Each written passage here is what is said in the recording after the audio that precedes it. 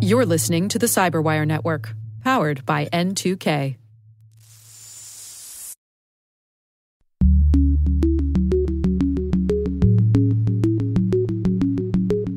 There's a fundamental good that's coming out of this, but maybe for the wrong reasons. So we should all be concerned about it, but the main piece is probably going to be disruption.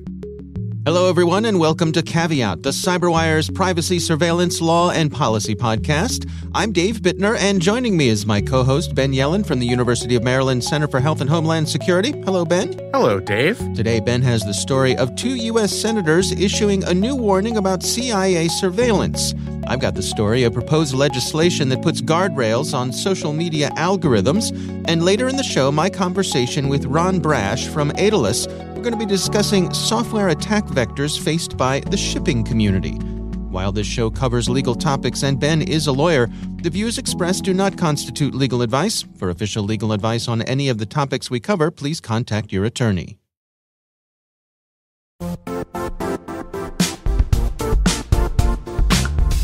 Now, a word from our sponsor, the Johns Hopkins University Information Security Institute, currently seeking qualified applicants for its innovative Master of Science in Security Informatics degree program. Study alongside world-class interdisciplinary experts and gain unparalleled educational, research, and professional experience in information security and assurance. Interested U.S. citizens should consider the National Science Foundation's CyberCore Scholarship for Service program, which covers tuition and a $6,000 annual professional development allowance, as well as providing a $37,000 additional annual stipend. Apply for the scholarship and the fall semester by March 1st. Learn more at cs.jhu.edu/MSSI.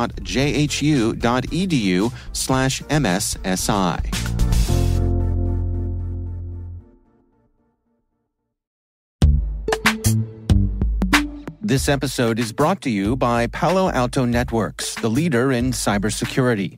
As AI-driven attacks increase, organizations can't afford to have network security that's stuck in the past.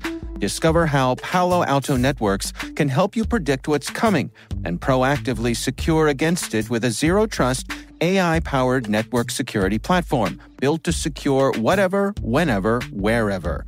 To learn more, visit paloaltonetworks.com/network security platform.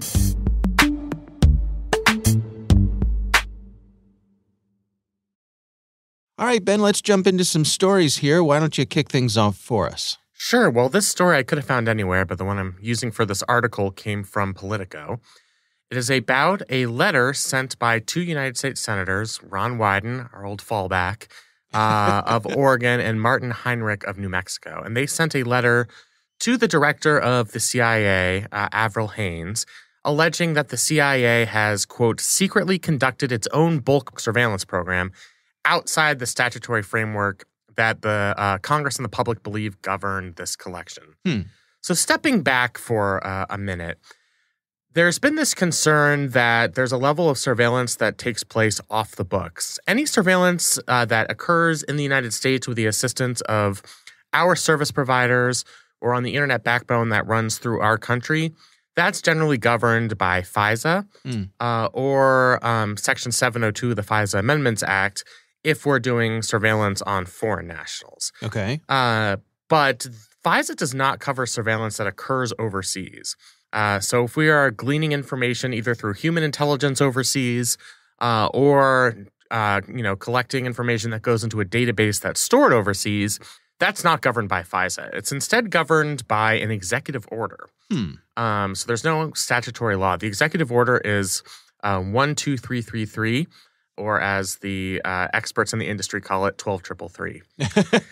And who executed this executive order? That was the Gipper himself, Ronald Reagan, in 1981. Oh, wow.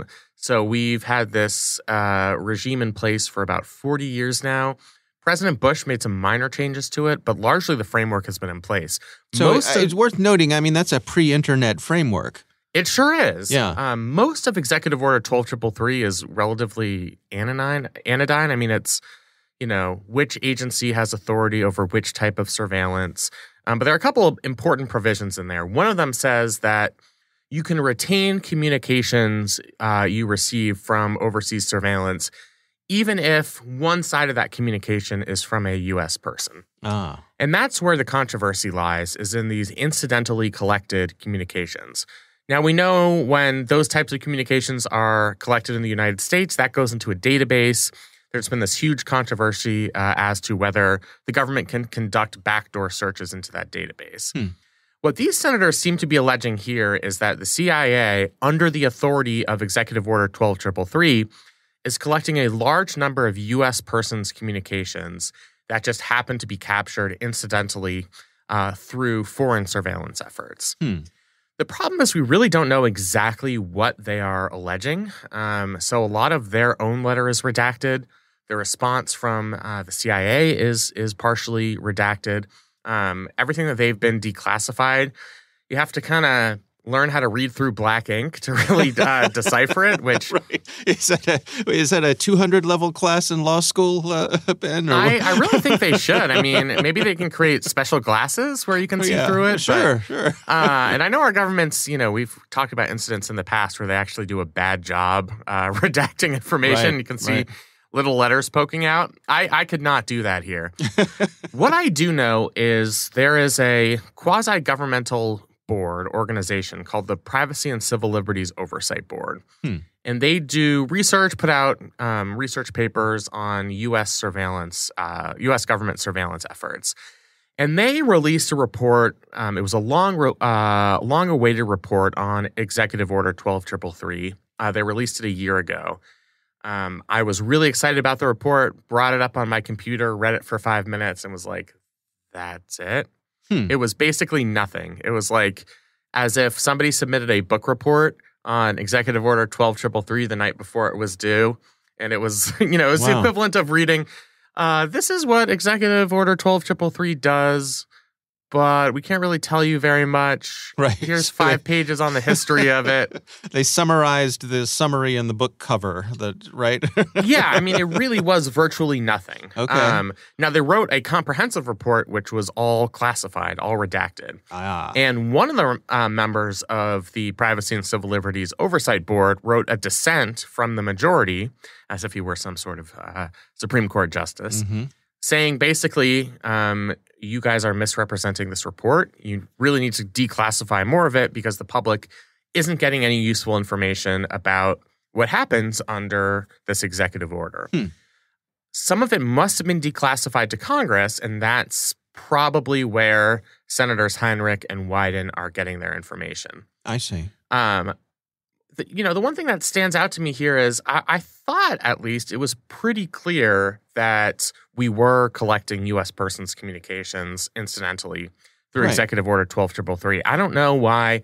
It seems like they're sort of presenting that as if it's something new or, some sort of radical discovery. There might be an interesting angle about, it's the CIA and not the NSA who's collecting this information. But I think maybe they are using this as an opportunity to raise alarm bells about surveillance generally when we don't actually have that much useful additional information, based on what I can see in their letter and into the report that they've linked to. Interesting. So what happens next with this? They wrote this letter. Where does it go from here? So the CIA will probably write a longer response. And responding to the articles about it, they've basically said, yes, we admit that there is some incidental collection under this executive order, but we comply with the executive order, all relevant laws, et cetera. In the long run, Congress is probably going to have to do something about the fact that there's this surveillance framework for overseas surveillance that's somewhat of the wild, wild west. I mean, it's not governed by any statute passed by Congress. And that used to not really be a problem because, frankly, most of us don't care about the information we're gleaning from overseas sources. We thought that, that only affects those people, right? Not us. Right. But now with the way the internet works, you and I could send an email to one another and that could end up on an overseas server in a variety of ways. And if the government was able to obtain that communication and one of us said something incriminating, they could use that for law enforcement purposes, even though not only did they not get a warrant for our individual conversation, they have no FISA court authorization to do this surveillance in the first place. And let me understand here. So, and in the case you describe, neither of us are foreign nationals. As far as I know, that's correct. So just the fact that light bulb just went off above my head. Just the fact that the data travels through a foreign country would be all they needed to gather it? Yes, because data that is collected overseas is not subject to FISA. FISA applies to communications collected from our service providers or from the internet backbone physically in the United States. So just continue down this admittedly conspiratorial pathway that my mind has now embraced. I love it. So you could imagine a scenario where, routing tables could be manipulated so as to intentionally send traffic to a friendly ally and therefore be able to collect information on American citizens without a warrant or having to deal with any of that pesky FISA stuff. Theoretically, yes. And this isn't just us raising this concern. Do you remember when we talked about Schrems 2? Yeah. The case in the European Court of Justice? I mean, the reason Schrems 2 exists is because there was concern among our European allies that we were sort of cavalier about our foreign intelligence surveillance efforts. And that communications, whether they are from U.S. persons or people subject to the jurisdiction of the EU, because, our overseas surveillance is only governed largely by this executive order, it can be ripe for abuse. And so, I think that reflects rather poorly on the United States. Congress could easily step in here and extend FISA or make explicit in FISA that it applies not just to domestic communications or our own internet service providers, but that it applies to all overseas surveillance as long as that surveillance concerns U.S. persons, even if their communications are collected incidentally. They could do that. For a variety of reasons, they haven't. And, last time I checked, unless you have 2/3 majorities in each house of Congress, you have to get it signed by a president. And guess what a president really likes? A lot of power in an executive order. Right. So, I don't see that happening anytime soon. There have been warnings for a long time about Executive Order 12333. There was a op-ed in the Washington Post about 8 years ago by a guy who worked in the State Department. He said, look, I'm not going to be a Snowden. I'm not going to leak information. But, based on what I know, this is something to be concerned about. And they asked the chairwoman of the Senate Intelligence Committee at the time, which was Dianne Feinstein, senator from California. And she said, I don't have enough information on what happens under 12333 to conduct oversight. And then we get, finally, this Privacy and Civil Liberties Oversight Board report that is a whole bag of nothing. So, at the very least, we need information that can be released to the public.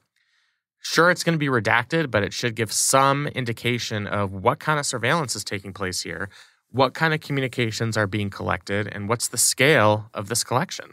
And it seems as though that is what Senators Wyden and Heinrich are doing here, is trying to rattle that cage a bit. Absolutely. I think that's the reason they released this letter, and it worked. They got media attention for this story, and they got a bunch of headlines saying, is the CIA doing warrantless backdoor spying? Right. So, even though this might not be new information, it might have been a ripe time for them to raise this issue. All right. Yeah, well, interesting. As they say, time will tell, and we'll see how this plays out. Yeah. All right. Well, my story this week comes from The Verge. They were the first to break this story, written by McKenna Kelly. And it's titled, New Algorithm Bill Could Force Facebook to Change How the News Feed Works. Now, Ben, we've got an acronym. So let me just walk you through my own personal journey with this story. So this story came by and I read it and I thought to myself, ooh, this is a good story for Caveat. Let's talk about this.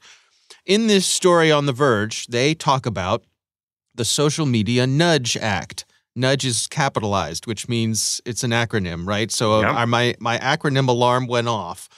I was so disappointed. Crestfallen, Ben, crestfallen. This article did not outline what nudge stands for. I went looking at several different articles, and it seemed like most of them were written off of this primary article. Right. You know, Verge was first to write about it. And they also referenced the Social Media Nudge Act. None of them listed what nudge stood for. So you actually had to do some advanced research here. I actually went to the bill itself.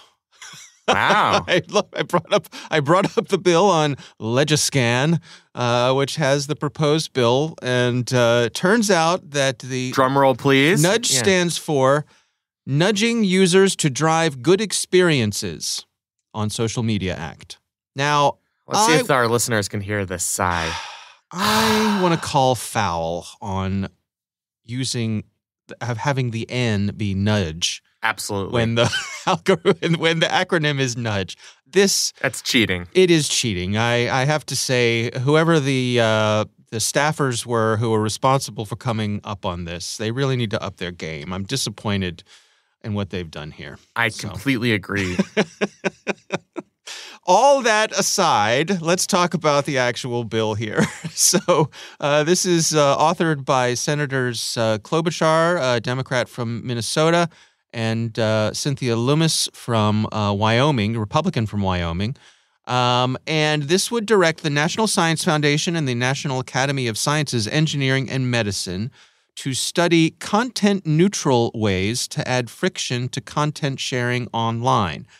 And as you read through this bill, they really repeatedly hit on that content-neutral thing, which obviously you got to do these days, right? Because everyone doesn't matter which side you're on, but I think it's fair to say that folks from the right really hammer on this notion that they're being silenced on social media.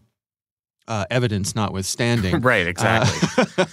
But everybody's going to cry bias, right? Right. Both sides are going to cry bias. So the notion here is that social media platforms need to have guardrails put on their algorithms.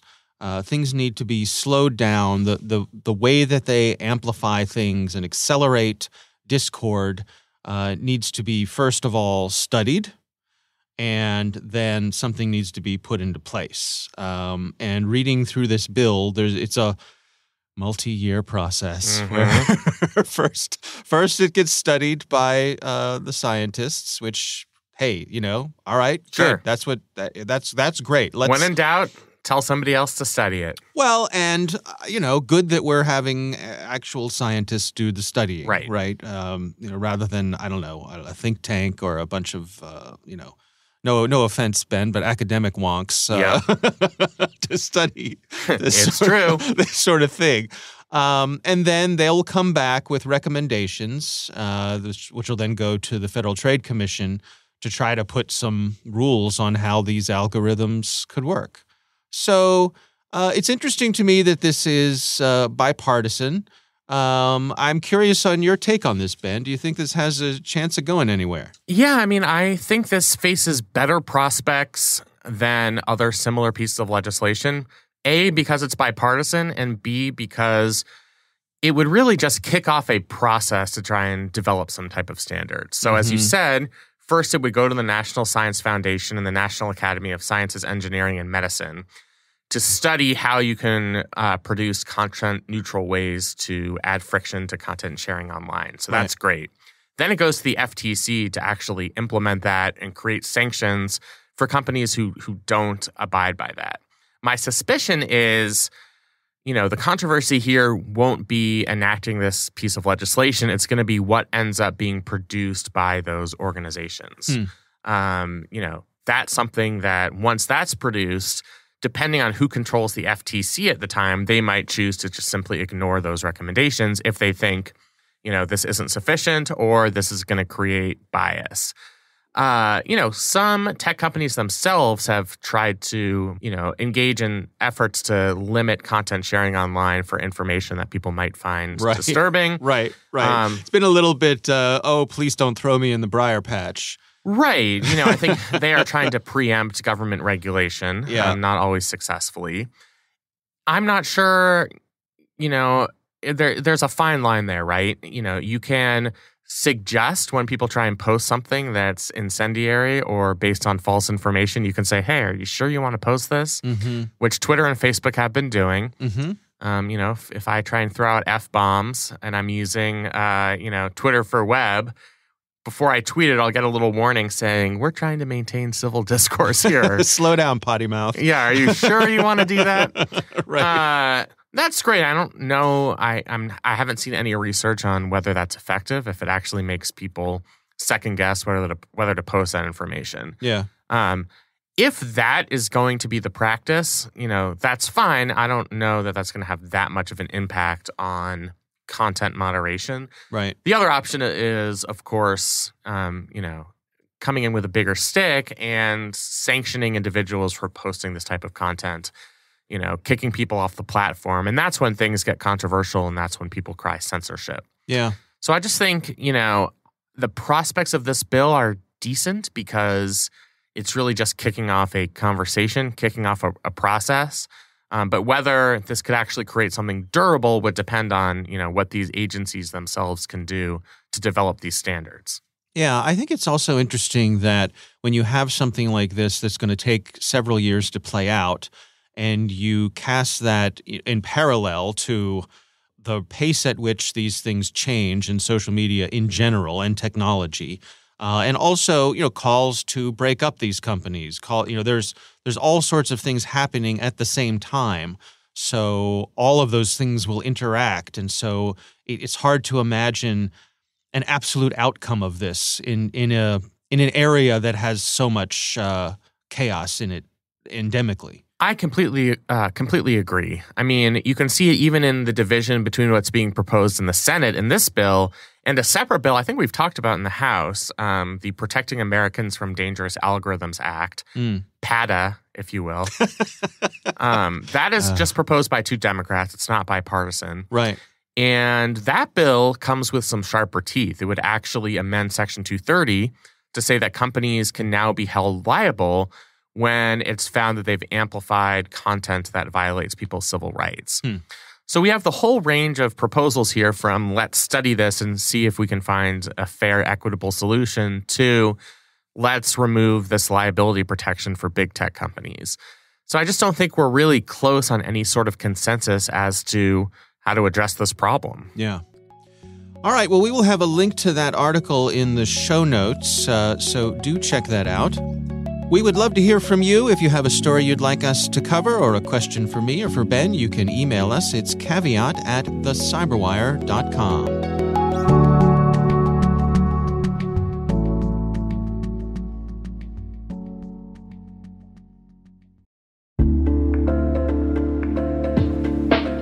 And now, a word from our sponsor, SpyCloud, the cybercrime analytics leader. SpyCloud disrupts cybercrime by telling you what criminals know about your business and your customers, so you can take action to prevent ransomware, session hijacking, account takeover, and online fraud.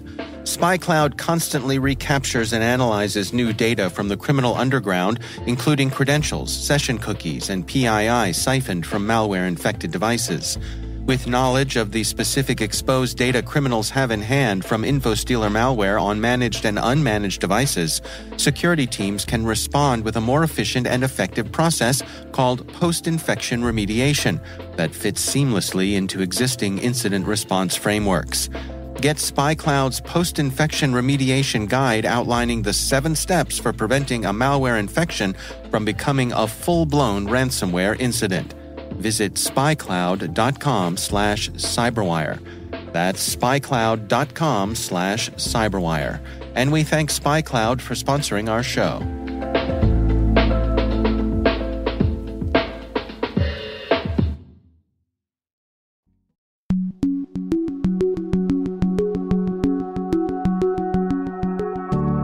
Ben, I recently had an interesting conversation with Ron Brash from a company called Daedalus.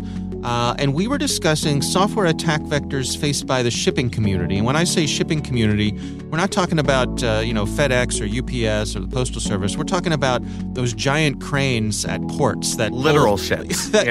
Ship, yeah, and the devices that are used to move those huge shipping containers on and off the ships. Some interesting elements here that Ron describes.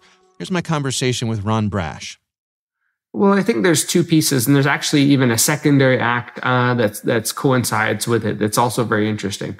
What's kind of probably driving it is the dependence of nations, right? Everybody wants to be independent. Everyone wants to reduce their dependence on other countries, which are maybe affecting the power balance of the East versus the West.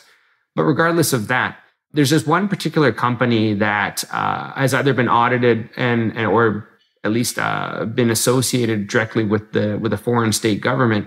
And so this one company is kind of putting some of these ports at risk, maybe because of the quality of the products, maybe because there's some sort of nefarious intelligence that you and I don't know.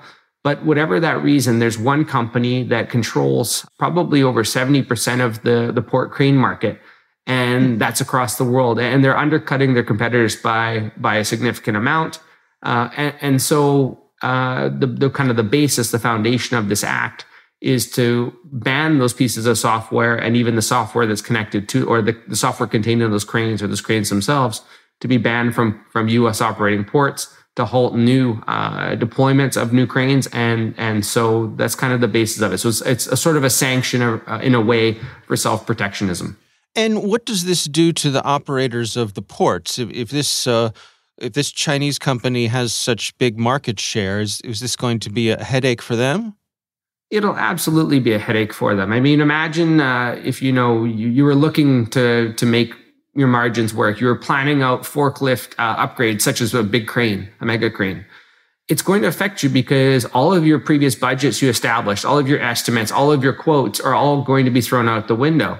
You might have to then say, I'm going to have to dial back on any, capability upgrades, right? The inputs and outputs of what a port can actually do. How many CCANs can they move per day? That's absolutely going to affect the way that you do business. All of your perceived forecasts, especially if you're a financial-based organization and less of a state-owned type thing, right? If you're privatized, you're going to care about those things because you're thinking about big lifetime investments of your facilities. So it's going to make them panic. It's going to increase the cost of business. And to be fair, not just affecting the systems, most countries don't infect their products that they actually build. If you were to attack another country, probably use their own software and their own OEMs against that country just for various reasons. So it's going to cause a lot of headaches for the end asset owners. It's going to affect probably shipping, which every day we're more and more reliant on, even though we'd like to bring home manufacturing to our native continents. But it's going to drive them crazy, and they're going to have 5 years to even remove stuff from cranes that they already have deployed, and they'll have to either retrofit them or just stop operating them altogether. So it's going to be a major pain. But as with anything with sanctions, the pros and the cons sometimes don't match realities or their intended outcomes. I guess I'm trying to understand what the specific risk would be here. I mean, admittedly, not knowing very much about port cranes, but I think it's one of those things that we all rely upon, but probably don't give a whole lot of thought to. I imagine, these cranes lifting containers off of ships and putting them, down where they need to be set and so on and so forth. I suspect there's more to it than that these cranes are...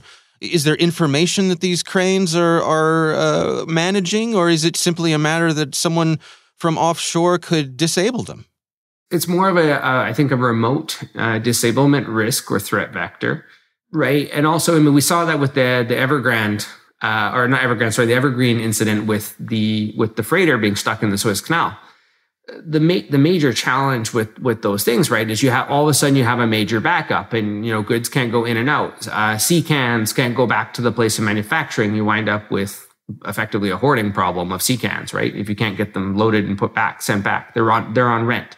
You wind up with issues with crews and visas because most shipping companies don't actually directly employ the individuals on the ship. That's an outsourced company, and their resources are on that ship.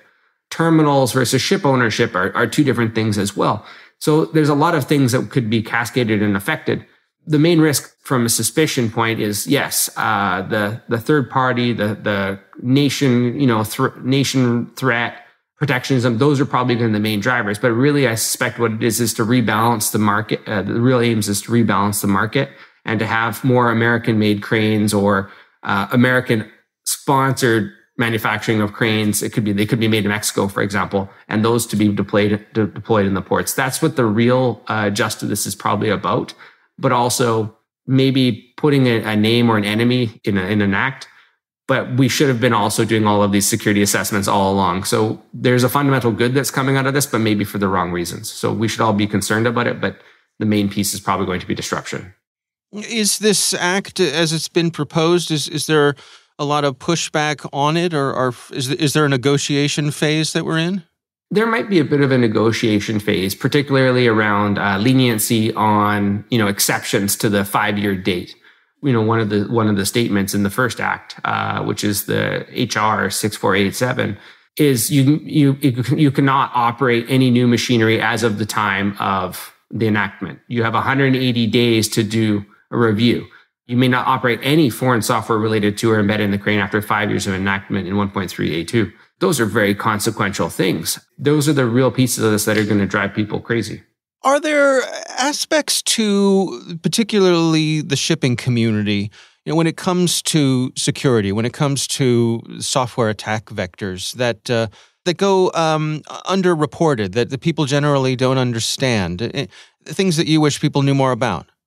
Well, for one thing, if we always think about third-party risk, shipping probably has one of the largest third-party risk profiles possible. There's some other industries that would be very similar, but shipping is very big because you have various companies coming in and out of your sites. You have possibly subcontractors operating various things. You have different unions. You have different this and that, and it's always changing. One of probably the most misunderstood challenges is validating integrity anywhere in shipping. How can you actually validate what is in that CCAN is supposed to be there, right? That's a very traditional thing. Are there drugs in there? Does the manifest match? So on and so on. Again, you have different resources in there. How do I know that someone did not install via USB stick in a PLC cabinet that was unlocked, an update or something changes? Those same things are true on the navigation systems on ships. Sometimes it's very simple to modify the nav systems on board a ship for the helm.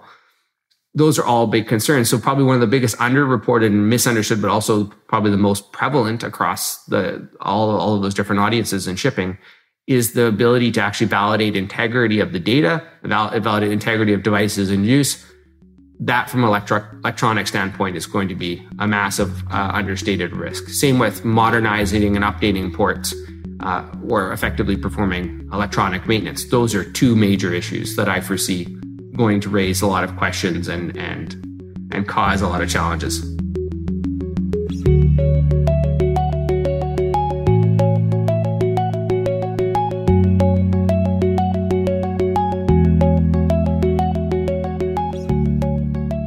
All right, Ben, what do you think? So most of what I knew about port security came from The Wire Season 2. I was rather uneducated on this topic. It was really interesting. Yeah. And certainly the bill you referenced that's been proposed, I think there are security justifications for it. The other side of the ledger is we've had all of these supply chain problems in the past year. And, we've heard about supply chain issues emanating from the inefficiencies at our ports. There have been these horror stories of ships lined up in Southern California, and we just don't have the personnel or the equipment to offload them quickly enough. So I think you have to strike a balance between efficiency and security. My instinct, just based on hearing about that bill and listening to your conversation, is that the bill just might be a step too far in the direction of protecting security. I was going to say, it seems like there's some protectionism baked in as well. Right. It is favoring U.S. industries, which obviously Congress does that all the time. Sure. That's part of legislating. Yeah. But I think you have to balance the very legitimate security concerns when we're talking about foreign companies with, we need to keep our supply chain moving. Right. All right. Well, our thanks to Ron Brash. Again, he is the VP of Research and Critical Infrastructure at software security firm Daedalus. We do appreciate him taking the time.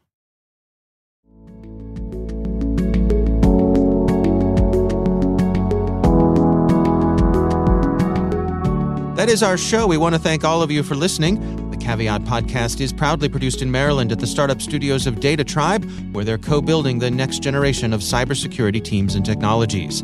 Our senior producer is Jennifer Iben. Our executive editor is Peter Kilpe. I'm Dave Bittner. And I'm Ben Yellen. Thanks for listening.